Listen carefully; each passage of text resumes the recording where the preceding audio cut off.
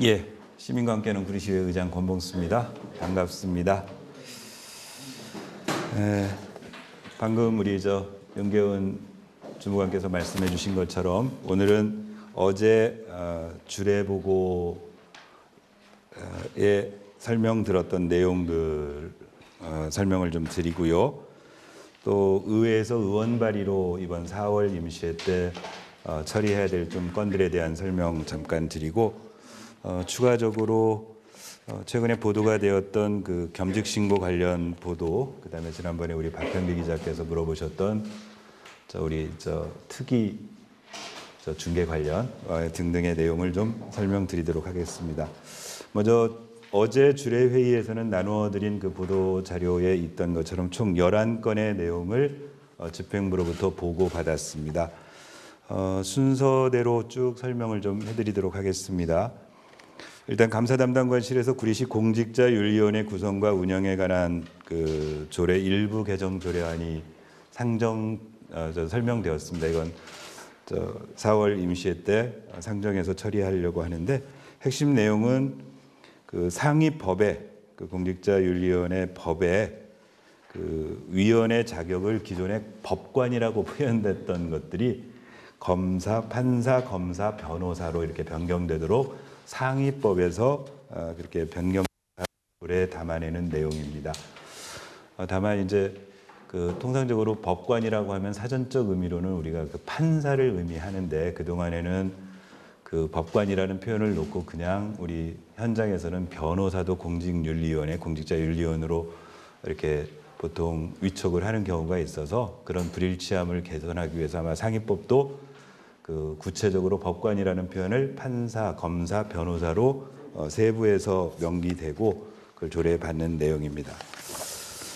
그다음 두 번째가 이제 GTX-D 노선 연장 공동 추진 업무 협약 안 보고라는 내용이 있었습니다.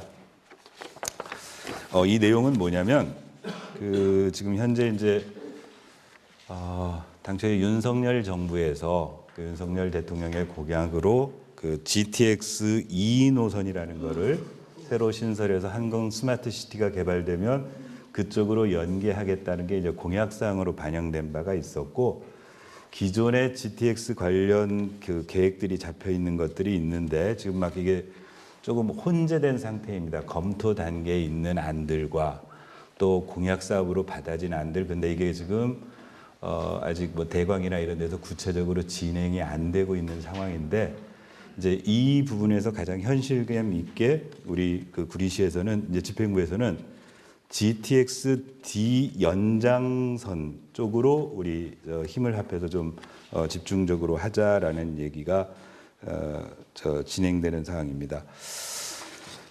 그림으로 그냥 개략적으로 어제 우리 설명드린 대로 보면은 원래 이제 GTX-D 노선이 요렇게 해서 요렇게 지금 가도록 되어 있는 안들이 원래 이렇게 GTX-D가 있었는데요. 이게 지금 아직 반영 안 됐으니까 이 중간에 잠실 쪽에서 시작해서 우리 구리, 남양주, 포천 쪽으로 가는 이 연장선을 여기에다가 접속시켜줘서 D 연장선으로 잡아주면 이제 그 북부권 시장협의회에서 일부 논의한 결과로는 포천 쪽에서는 차량 기지를 포천 쪽에 그 받을 수 있다. 그러면 이렇게 연계 사항을 좀 더 중앙정부에 건의해서 GTX-D 연장선으로 빨리 해달라라는 쪽으로 이렇게 하겠다라는 내용입니다. 그러기 위해서 그 북부권에 있는 시군들이 업무 협약을 맺겠다. 그래서 그 업무 협약을 하겠다라는데 이제 이건 조례 의거에서 업무 협약과 관련돼서는 시의회에 보고하도록 되어 있는 안이어서 구리, 남양주, 의정부, 포천 이렇게 지나는 신규 노선으로 GTX-D 연장선이라는 이름으로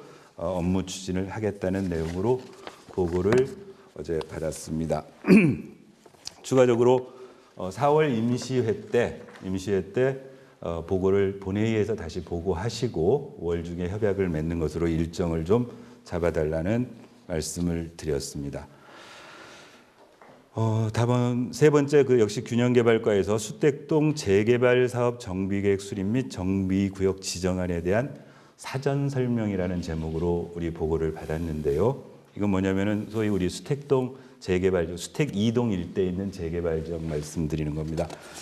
그 동지역은 지금 어떻게 되어 있냐면은 지난 2021년 7월부터 정비계획 수립 및 구역 지정 제한 신청을 통해 가지고 쭉 지금 절차가 진행돼서 이미 2022년 그러니까 작년 2월 달에 주민공람 1차를 마쳤었습니다. 1차를 마치고 주민설명회도 실시하고 당시에 구리시 의회 의견도 청취했었고 그리고 나서 민선 8기 9대 의회가 출범한 이후에 이제 도시개혁 심의위원회까지 다 완료가 돼서 지난 2023년 1월 26일 날 조건부 의결 그러니까 구리시 도시계획위원회에서 조건부 의결을 해가지고 심의 완료가 되었는데 중간에 변화된 사항이 하나 있었다는 겁니다. 그래서 통상적으로는 그렇게 해서 끝나면 절차가 끝나야 되는 상황이었는데 그래서 정비구역 지정 결정고시를 했어야 되는데 중간에 2022년 12월 11일에 그 관련 법이 바뀌어서 원래는 조합 설립 당시에 했어야 될 정비계획 수립 및 정비구역 지정안 토지 등 소유자별 분담금 추산액을 이 주민공람하도록 법이 바뀌는 바람에 2차 공람을 다시 실시한 겁니다. 그래서 2차 공람을 다시 실시해서 지금 이제 2차 공람이 끝나고 나면 바로 6월 중에 상반기 중에 정비구역 지정 결정 고시를 하는 거고 특별히 의회에서 다시 의견 청취를 하거나 그런 절차를 거치는 건 아니어서 그 변화된 내용에 대한 설명만 어제 주례보고에 보고하러 왔었습니다. 그 핵심 토지증 소유자별 분담금 추산액 및 산출 근거라고 해서 이게 이제 이후에 이 지금 그 해당 재개발 정비구역 내에 있는 토지주들이 나중에 사업 시행 이후에 분담할 추산액을 요 단계에서 추산하라는 겁니다. 근데 이제 관계자의 말로는 현실적으로 법을 이렇게 바꿨는데 실효성의 문제에 있어서는 조금 여러 가지 지가 변동이라든가 건축비 이런 것들이 실질적으로 조합 그 분담금 낼 때는 상당한 차이가 날 텐데 그럼에도 불구하고 이렇게 법이 바뀌어서 그 변경된 2차 공람을 실시하게 됐고 2차 공람 결과를 토대로 해서 하겠다라고 어제 설명을 들었습니다.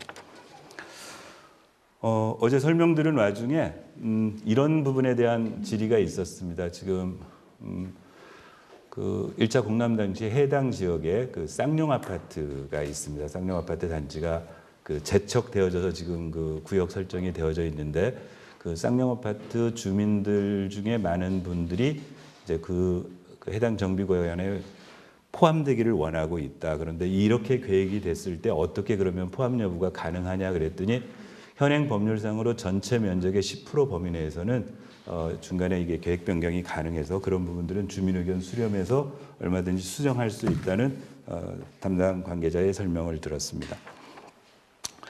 역시 균형개발과의 네 번째 안건 구리시 도시주거환경 정비기금 설치 및 운영조례안 새로 조례 제정하는 사항입니다. 어떤 내용이냐면요, 그 관내 재건축 사업을 해야 될 부지에 공동주택 단지에 재건축을 하기 위해서는 안전진단이 필요하는데 안전진단 단계가 두 단계가 있다는 겁니다. 예비 안전진단을 해서 통과되면 이제 정밀 안전진단을 해야 되는데 정밀 안전진단을 할 때 상당한 양의 자금이 필요해지고 그걸 주민 부담으로 하기에 아직 실행 여부가 결정되지 않은데 한 2억 가까운 돈, 2, 3억 가까운 돈을 조달하기가 어려워서 상당히 난항을 하니까 경기도에서 그 안전진단기금의 50%를 지원하고 해당 지자체가 50%를 지원할 수 있는 경기도 기금이 마련되어 있고 관련 조례가 만들어져서 우리도 기금을 만들면 매칭해가지고 그런 이제 도정법에 의거해서 도시재정비 계획을 하려고 하고 있는 공동주택들이 안전진단을 좀 수월하게 할 수 있도록 그래서 대표적으로 현재 현안이 되고 있는 단지가 3개 단지입니다. 한성 1차, 두산, 대명빌리지 그 3개 단지가 지금 그런 단계를 밟고 있는데 당장 정밀안전진단 자금에 대한 문제들이 발생을 해서 이 조례를 통해서 해소할 수 있겠다. 그리고 향후에도 이와 유사한 상태로 도정법에 의해서 재개발 또는 재건축을 추진하는 어떤 공동주택에 대해서 이렇게 지원할 수 있는 그런 기금을 마련할 거고 그거는 뭐 해당 조례에 의해서 기금은 일반 예산에서 전입금으로 충당하는 것으로. 그래서 소요 예산은 우선 한 2억 5천 정도. 비용 축에서를 보니까 현재 1차 연도에는 2개소가 하는 것으로 해서 1억 2천 곱하기 2에서 2억 4천, 2차 연도에 1개소에서 1억 2천, 그다음에 점검반 운영에 한 1,000만 원 해가지고 5차 연도까지 해서 총 한 4억 1천 정도 예산을 들어가는 것으로 이 조례 재정 부담을 명기해 주셨습니다.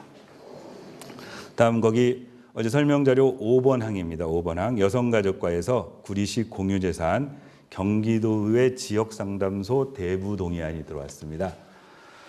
현재 경기도의원, 우리 구리시에는 도의원이 2명 계시는데요. 경기도의원들이 지역 주민들과의 상담 업무라든가 연락 업무를 위해서 우리 지역 내에 사무소가 있습니다. 현재는 수택삼동 행정복지센터 내에 상담소가 있습니다. 그런데 그 상담소를 지금 우리 여성행복센터 쪽으로 여성가족과가 관리하고 있는 여성행복센터로 이제 이전하려고 하는 거고요. 근데 이전할 때 그냥 그 무상으로 제공하는 게 아니고 경기도 의회에서 임대료를 내고 이제 대부를 하는 겁니다. 그런데 1천만 원 이상의 대부 계약에 대해서는 의회 동의를 받도록 되어 있어서 경기도의회 지역상담소 대부 동의안을 제출하겠다고 설명하는 내용입니다. 그래서 위치는 여성행복센터 3층에 현재 노인의 사무실이 있는 자리가 6월 달에 노인복지관 리모델링이 완료돼서 노인복지관 쪽으로 가게 되면 그 공간이 나오기 때문에 그쪽으로 행정복지센터에 있는 그 도의회 상담소를 옮기려고 대부를 해주겠다라는 내용이었고요. 이제 이와 관련해서 이런 조금 의원님들의 멘트가 있었습니다. 첫째, 현재 여성행복센터가 원래 말 그대로 여성회관으로 지어진 건물이었는데 지금 다목적으로 이렇게 저렇게 쓰여지다 보니까 현재 그 공간이 정말 여성센터로서의 기능을 하는데 공간이 충분하냐 그랬더니 그렇진 않다. 얼마든지 지금 프로그램을 더 만들 수 있는데 그동안 코로나 때문에 못 만들었고 앞으로 늘어날 여지가 있다. 그러면 그 목적에 맞는 방식으로 쓰여지는 게 옳을 텐데 자꾸 이렇게 대부하는 것이 꼭 옳은 것이냐라는 거에 대한 의원님들의 일부 지적이 있었고요. 또 하나는 이것도 일종의 정책입니다. 그러니까 그동안 경기도 의회 상담소가 우리 수택삼동 행정복지센터에서 뭐 10여 년 이상 잘 유지되어 왔는데 갑자기 이쪽으로 이전하려는 의도도 잘 모르겠으려니와 그것 또한 시장의 공간 배치 계획인데 대부 기간을 5년으로 하겠다고 했길래 그러지 말고 시장 임기와 가능한 한 맞춰라. 다음 시장 때 또 어떻게 될지도 모르는 상황이고 그래서 그런 세부 사항을 좀 조정하라는 내용이 있었습니다. 이 얘기는 뒤에 있는 것과 연관돼서 다시 한번 제가 설명을 드리도록 이따 하겠습니다. 그 다음 이제 복지문화국 중에 노인장애인 복지과에서 세 건에 대해서 일단 설명이 있었습니다. 하나가 구리시 저소득 중증 장애인 교통비 지원 조례안입니다. 현재 중증 장애인에 대해서는 저희가 이제 의료비 쪽에 지급이 되고 있는데 교통 이동하는데 교통비가 좀 필요하겠다 그래서 월 5만 원의 교통비를 대상 인원은 현재 구리시에 중증 장애인으로 등록돼서 관리되는 게 한 800여 명 된다고 합니다. 그래서 5만 원씩 교통비를 지원하겠다라고 조례를 만들려는 겁니다. 그런데 이제 이 설명 듣고 이런 몇 가지 좀 의원님들의 지적이 있었습니다. 첫 번째, 이런 조례가 있느냐? 거의 그냥 지금 한 서너 군데가 조례 시행을 하고 있는데 우리가 되게 선제적으로 이 조례 제정을 하는 겁니다. 그래서 이렇게 선제적으로 조례 제정을 하게 되는 이유가 뭐가 있느냐? 그랬더니 이제 담당 부서에서는 실제로 실태 조사를 해봤더니 중증 장애인들이 현재 어떤 이동을 하기 위해서 교통수단을 하는데 저희 이동약자 편의 증진에 의해서 이동약자 지원센터가 있어서 거기 차량이 있는데요. 거기 오히려 중증 장애인들이 이용하기가 좀 어려운 측면이 있어서 차라리 현금 지원해서 각자 해결할 수 있는 게 하겠다는 게 조례의 취지인데 의원님들의 지적은 실제 5만 원 지급해서 중증 장애인이 다른 교통시설을 이용하는 것이 쉽지 않으니 그런 이동 편의 서비스를 오히려 그 예산을 거기에 투여해서 하는 것이 더 효율적이지 않느냐, 그것도 좀 검토해봐라, 이런 얘기들이 어제 지적되었습니다. 그다음 그 구리시 장애인 복지회관 건립사업 계속비 변경 승인안입니다. 이 부분은 좀 논란이 있었던 사항입니다.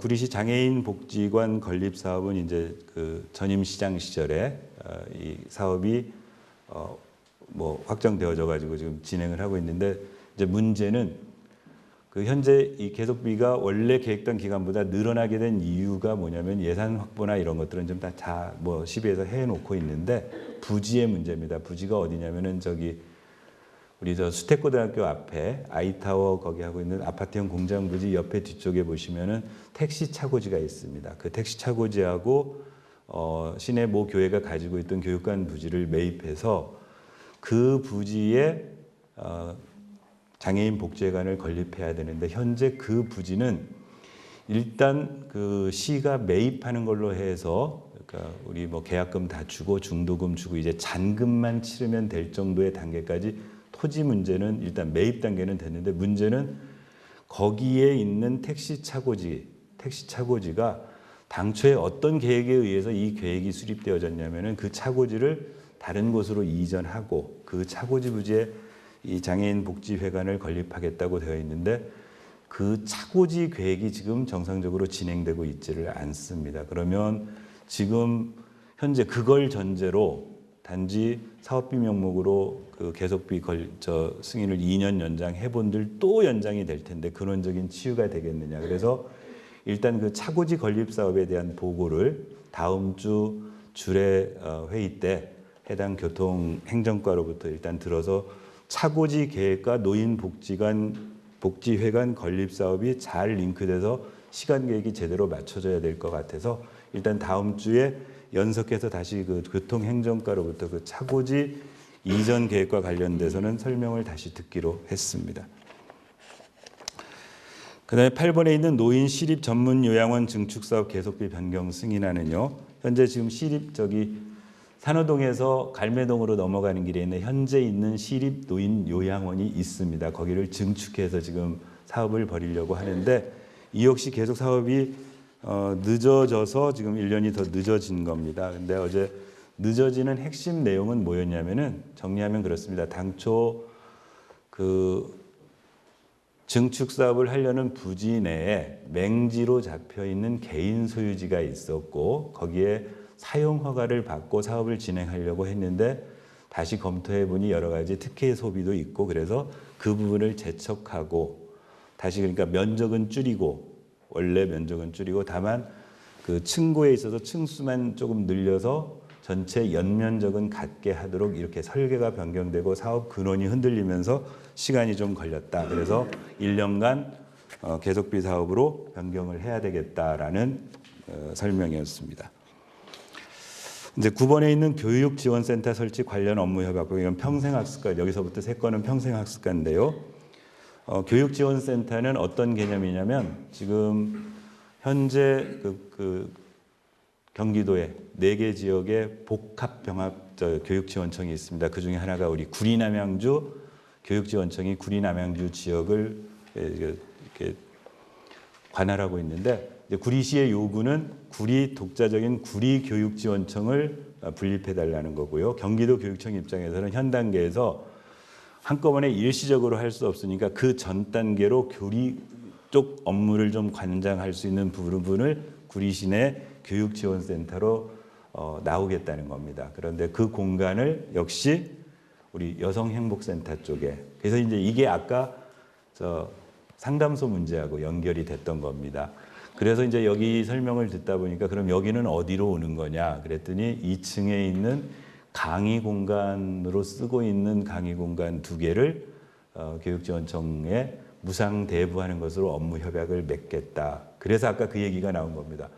전체적인 공간이 지금 여성센터로서의 기능으로서 강의실이 부족하다고 하면서 저쪽을 지금 상담소 잘 있는 걸 이쪽으로 사무실 공간으로 들어오고, 또 나머지 강의 공간을 교육지원센터 이 사무 공간으로 내주면은 이게 도대체 공간 관리를 어떻게 하는 거냐, 이 부분에 대한 종합적인 좀 대책을 세워야 되는 거 아니냐. 그 외에도 지금 새로 그 백경현 시장 취임한 이후에 어떤 그 시청 공간들을 여러 가지로 재배치하는데 그것들이 어떤 일관된 원칙이나 이런 것들을 잘 모르겠다 그래서 관련 자료 요구를 해놨습니다.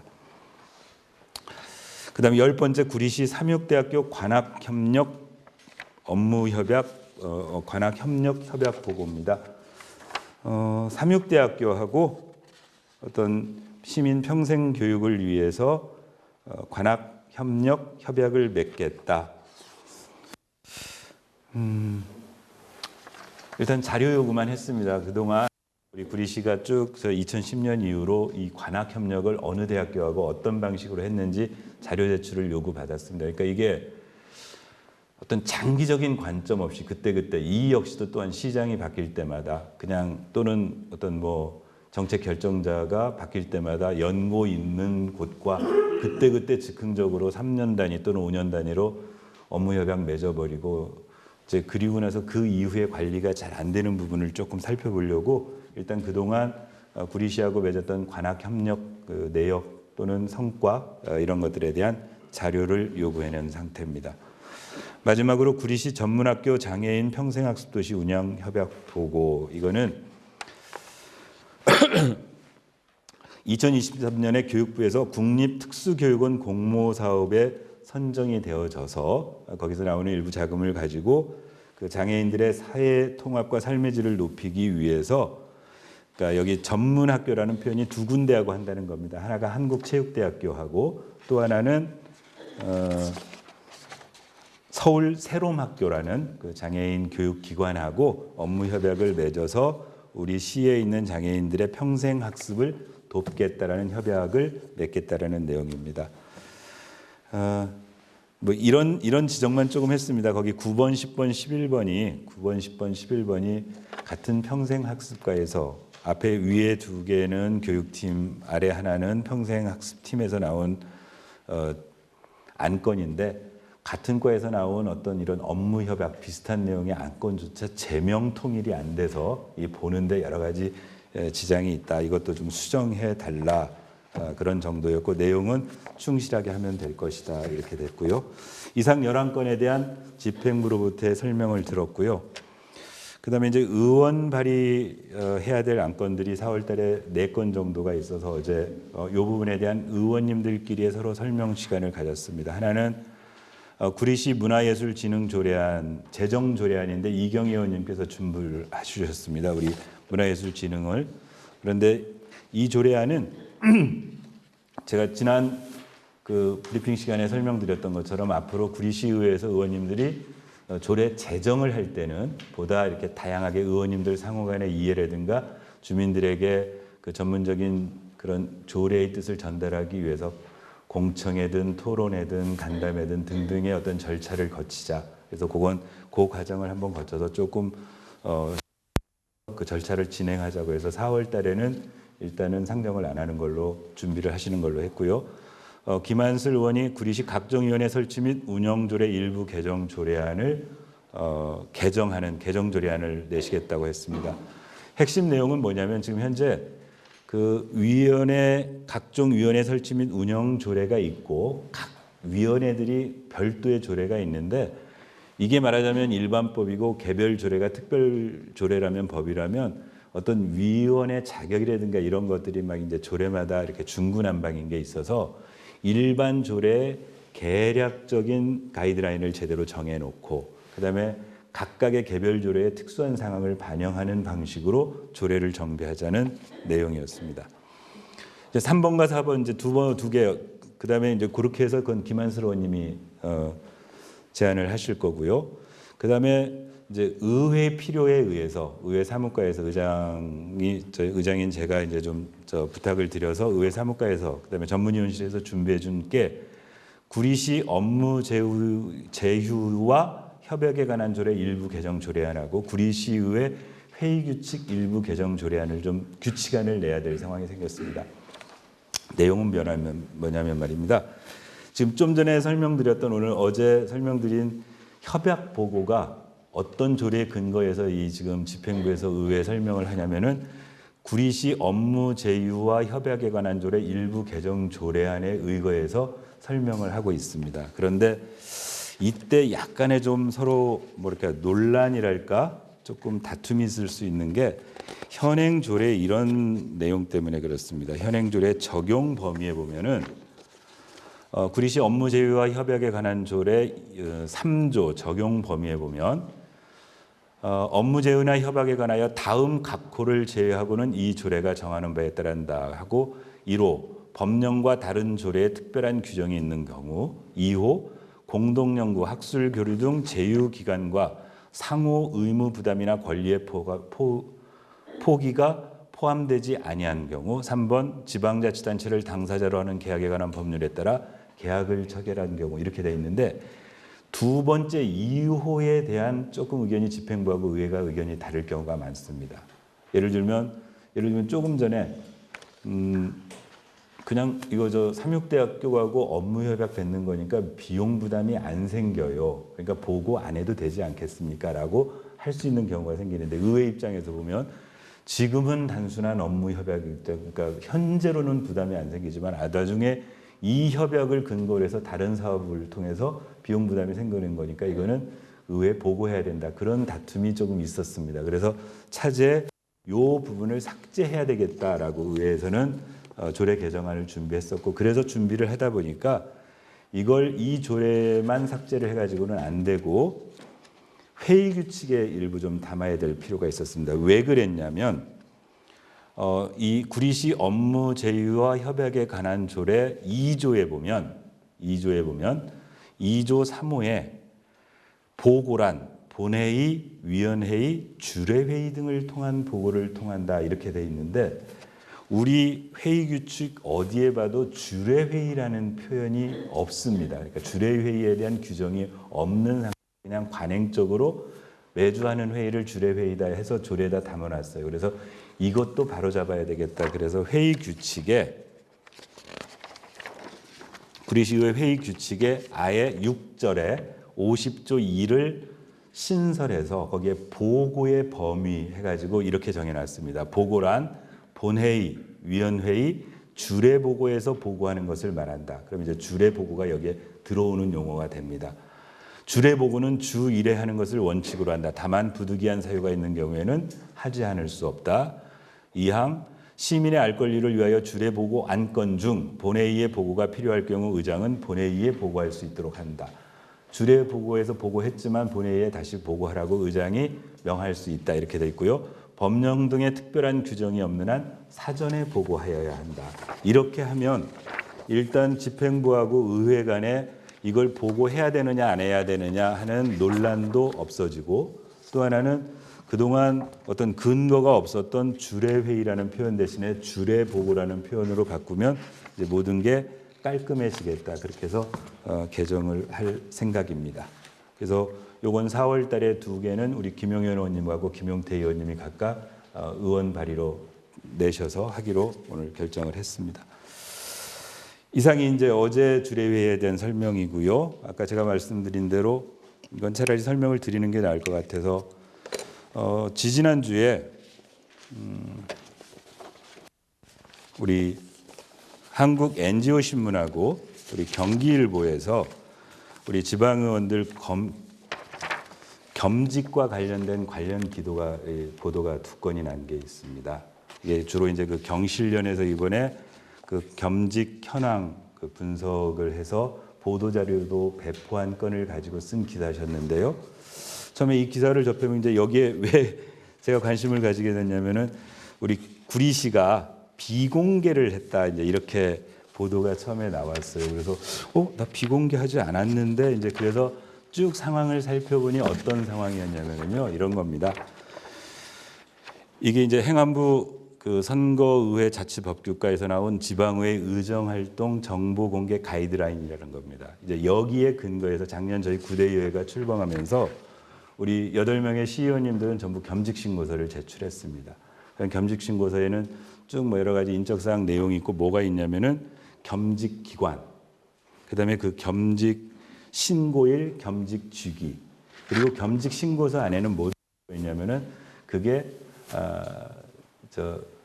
보수를 받지 않는 그런 거냐, 아니면 보수를 받느냐 여부, 그다음에 보수를 받게 되면 얼마를 받느냐, 이것까지 다 신고를 하게 되어 있고요. 다만 이 가이드라인에서는 뭐라고 했냐면은 공개는 겸직 관련 의원 명단, 겸직 기관명, 겸직 신고일, 겸직 직위를 공개해라, 이렇게 가이드라인을 정해 주셨어요.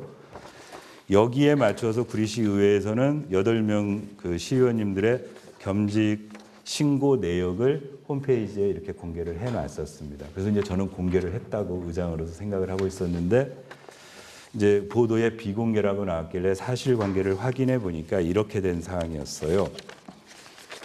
일단 경실련에서 이제 쭉 일단 경기도 내에 있는 기초의회, 그다음에 도의회까지를 해가지고 겸직 신고 현황을 살펴보기 위해서 쭉 살펴본 겁니다. 그랬더니 홈페이지를 검색해 보니까 아까 경기도 31개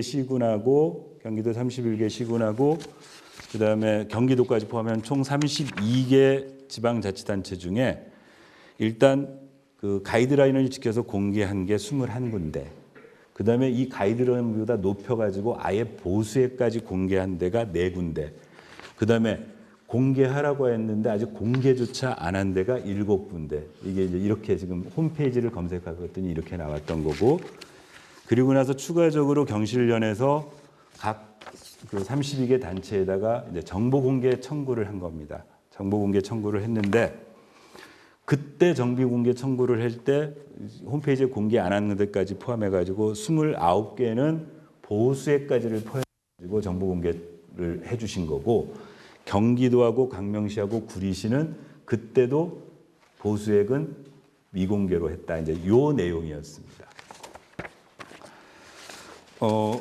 당초에 경실련하고 MBC하고 KBS하고 보도기관에서 정보 공개 요구를 해왔다라는 서류에 제가 결재를 하면서 담당 직원은 행안부 가이드라인에 맞춰서 그러면 정보 공개를 하겠습니다. 그래서 제가 사인을 했거든요. 그래서 행안부 가이드라인에 했는데, 일단 이 논지는 언론 보도의 논지는 구리시는 정보 공개를 요청했음에도 불구하고 보수액을 안 적어줬다, 그렇게 나온 겁니다. 그건 사실 맞습니다. 그건 제가 행안부 가이드라인들을 했고, 그래서 어제 의원님들하고 상의를 했고, 앞으로는 구리시도 혹시라도 언론기관에서 정보 공개 요구를 할 때는 보수액까지 포함해서 전체 겸직 내용에 대해서 정보 공개를 하겠다라고 의원님들께 통보해드렸고, 현행 규정상으로 매년 1회씩 정보 공개를 하도록 되어 있습니다. 그래서 올해 저희 의회도 이제 상반기 중에 그동안 바뀐 겸직 현황을 전부 의원님들로부터 받고 해서 7월 중에 정보 공개를 할 생각입니다. 요거 설명드리겠고요. 하나 더, 그전 지난번 우리 박현기 기자님이 우리 이제 예결특위 할 때 이제 공개 여부, 그래서 쭉 현황을 파악해봤어요. 실제 경기도 31개 시군에서 대부분 다 말씀하신 것처럼 상임위원회 예결위원회 해가지고 다 공개 또는 생중계를 하고 있습니다. 그래서 우리 현황을 파악해봤더니 기본적으로 저희 의회에서도 지금까지, 혹시 박 기자님 혹시라도 그때 이제 어떤 와중에 문제가 있는데, 기본적으로 공개는 원칙입니다. 그러니까 기자님들이 들어오실 수 있습니다. 위원장님하고 얘기하면. 그런데 이제 문제 하나가 3층에 지금 예결특위 회의장이 있는데 공간이 되게 협소해서 실제 기자분들이 들어와서 앉을 자리가 한 자리 내지 2자리 정도밖에 없답니다. 그래서 알아보니까 지난 2020년에 그때는 이제 막 코로나 때문에 좀 이 접촉이 좀 어려울 때여서 이 공간에서 한번 예결위를 한번 했었답니다. 예결위를 했는데 문제는 이제 여기 공간으로 내려서, 그래서 일단 구리시의회 방침은 공개는 당연히 지금 되어 있으니까 언제든지 들어오실 수 있습니다. 다만 공간이 협소해서 그렇고, 올 본회의, 그러니까 2차 정례 기간에 내년도 본 예산을 할 예결특위 할 때는 중계까지 가능한 공간을 만들도록 하겠습니다. 그런데 현재 구리시에서 그 공간 만들 곳이 여기밖에 없습니다. 그럼 여기에 방송이 가능하고 예결특위를 할 수 있을 만큼의 설비 개선 이런 것들이 좀 필요해서, 그건 단기간에 될 일은 아니고 예산도 필요하고 전체적인 계획도 잡아야 되고, 또 이 공간이 말 그대로 멀티룸입니다. 이렇게도 사용해야 되고 예결특위로도 해야 되고 해서 그건 지금 여러 가지 사무과에서 준비를 하고 있어서 지금 목표로는 올 하반기 2차 정례회 예결특위 할 때 내년도 본예산 다루는 예결특위서부터는 중계까지 가능한 시스템을 갖춰서 예결특위 중계까지를 그렇게 준비하도록 하겠다. 그렇게 준비하고 있다는 걸 보고 드립니다. 예, 이상으로 제가 오늘 설명드릴 내용들 다 한 것 같습니다. 이어서 질의응답 시간을 갖도록 하겠습니다. 질문을 시작하기 전에 소속 언론사 조남을 먼저 밝혀주시고 질문을 진행해 주시면 감사하겠습니다. 그 전에 하나만 제가 놓쳤네요. 지금 우리 의회 의사팀에서 하나 브로셔하고 하나 드렸죠. 예, 그게 지난번에 말씀드린 의정체험 청년 단기 인턴십 추진 관련됩니다. 그래서 제가 이게 이제 이번 주부터 모집하고 있다 그래서 어제부터 모집을 하고 있어서 저 이미지 파일은 저희 홈페이지에 팝업 메뉴로 띄운 이미지 파일이고 뒤에 내용은 그 인턴십 모집 요강입니다. 당부드립니다. 꼭 그건 기사로 하나 써주셔서 이번 주에 우리 구리시에 있는 젊은 청년들이 의외의 관심을 가지고 청년 단기 인턴십에 꼭 와서 체험할 수 있도록 젊은 청년 학생들로 치면은 단순 알바보다는 보수도 더 셉니다. 그래서 그걸 꼭 강조해 주셔가지고 와셔서 공부도 하고 의미 있는 체험도 하고 알바 이상의 수익도 올릴 수 있는 일거삼득이니까 우리 꼭 기자분들께서 한번 이 기사는 꼭 다뤄서 많은 청년들이 지원할 수 있도록 도와주십시오. 네. 질문하실 기자분께서는 손을 들어주시면 마이크를 전달해 드리도록 하겠습니다.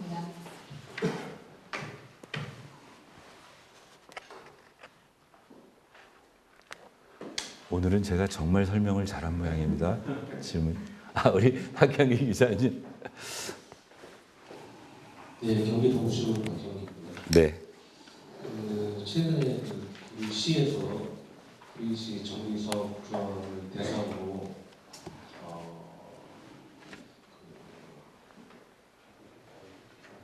행정부로 수사를 조사를 했다고 결과가 나온 걸로 알고 있는데요.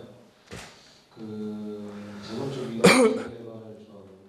재산권과 굉장히 관련이 있어서 중요한 사안이라고 생각하는데 의회에서 여기에 대해서 보고받은 사안? 예, 보고받지 못했습니다. 그렇잖아도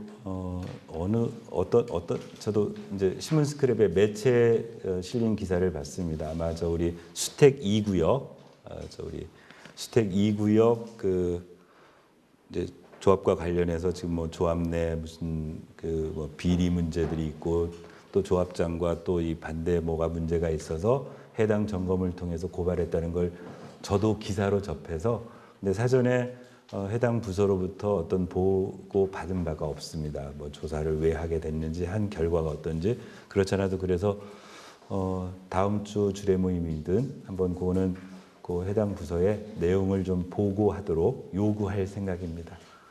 보고 받는 대로 브리핑해드리도록 하겠습니다. 예, 한승목 기자님. 네네네. 수택 2구역도 그렇지만 인천 C구역. C구역도 네. 같은 상황인 것 같아요. 예. 그래서 의회에서 보고가 안 됐으면 좀 받으시게 되면 네네. 좀 브리핑하실 때 한번 얘기해 주시면 고맙습니다. 네. 우리 의사팀장님 다음 주 주례 보고에 우리 인창 2구 수택 2구역 인창 C구역 그 조사 관계 보도해가지고 그것도 우리 주례 보고 안건으로 한번 다음 주에 가능하면 다음 주 안 되면 그 다음 주에 가능하도록 하시도록 합시다. 네.